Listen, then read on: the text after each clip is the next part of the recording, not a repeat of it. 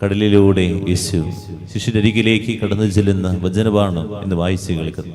ഈ 2025 നമ്മൾ പ്രവേശിക്കുമ്പോൾ 3 ചിന്ത കൂടെ ഉണ്ടാകട്ടെ.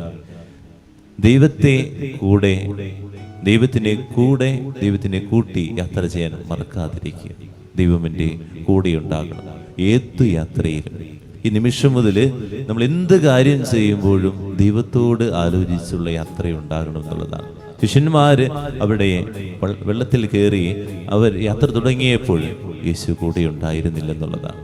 നമ്മുടെ യാത്രകളിൽ യേശുവില്ലാത്ത യാത്രകളില്ലാതെ പോകണമെന്നുള്ളതാണ്. യേശു എപ്പോഴും കൂടെ ഉണ്ടാകും. പ്രാർത്ഥനയോടുകൂടി ആയിരിക്കണം ഓരോ കാര്യങ്ങളും തീരുമാനമെടുക്കാൻ എന്നുള്ളതാണ്.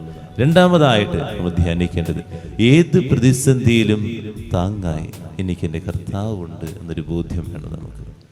എല്ലാം കഴിഞ്ഞു എന്ന് നമ്മൾ ചിന്തിക്കരുത്. വേദനകളുണ്ടാകാം, സഹനങ്ങളുണ്ടാകാം. അയ്യോ 2024 അതൊക്കെ ഉണ്ടായി, 2025 ഒരു നശിച്ച വർഷമാണ് അങ്ങനെ പറയരുത്. കാരണം ഏത് കുരുക്കിൽപ്പെട്ടാലും നിന്നെ അതിൽ നിന്ന് ഊരിക്കൊണ്ടുവരാൻ ശക്തിയുള്ള ഒരു കർത്താവ് നിനക്കുണ്ട് എന്നൊരു ബോധ്യം, ഒരു വിശ്വാസം നിനക്കുണ്ടാകണം. സംശയിക്കരുത്. ഈ കടലിൽ നടുവിൽ നിന്നുകൊണ്ട് ശിഷ്യന്മാർ സംശയിച്ചില്ല. കാരണം ആ നടുവിലൂടെ നടന്ന് ആ ശിശു സമൂഹത്തെ ഞാൻ സ്നേഹിക്കുന്നവൻ്റെ അരികിലേക്ക് കർത്താവ് വരുമെന്നൊരു വിശ്വാസം മാത്രം മതി. ദൈവം നമ്മൾ അത്രയും സ്നേഹിക്കുന്നു. നിനക്കൊരു വേദന വരുമ്പോൾ, ഒരു ബുദ്ധിമുട്ട് വരുമ്പോൾ നിന്റെ അരികിലേക്ക് കർത്താവ് വരും. ഒരു വചനം, മൂന്നാമതായിട്ട് ഒരു വചനം എൻ്റെ മനസ്സിൽ എപ്പോഴും ഉണ്ടാകണം, ഞാനാണ് ഭയപ്പെടേണ്ട. കടലിന്റെ നടുവിലൂടെ ഇങ്ങനെ നടന്നു വരുന്നത് കണ്ടപ്പോൾ ശിഷ്യർ ഭയപ്പെട്ടു. ഇത് ആരാണ്? അവരോട് യേശു പറഞ്ഞൊരു വചനമാണ്, ഞാനാണ് ഭയപ്പെടേണ്ടത്.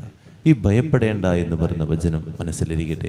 ഈ വചനം മുഴുവൻ, ബൈബിൾ മുഴുവൻ യേശു തന്നെ പറഞ്ഞുകൊണ്ടിരിക്കുന്നത് ഞാനാണ് ഭയപ്പെടേണ്ട.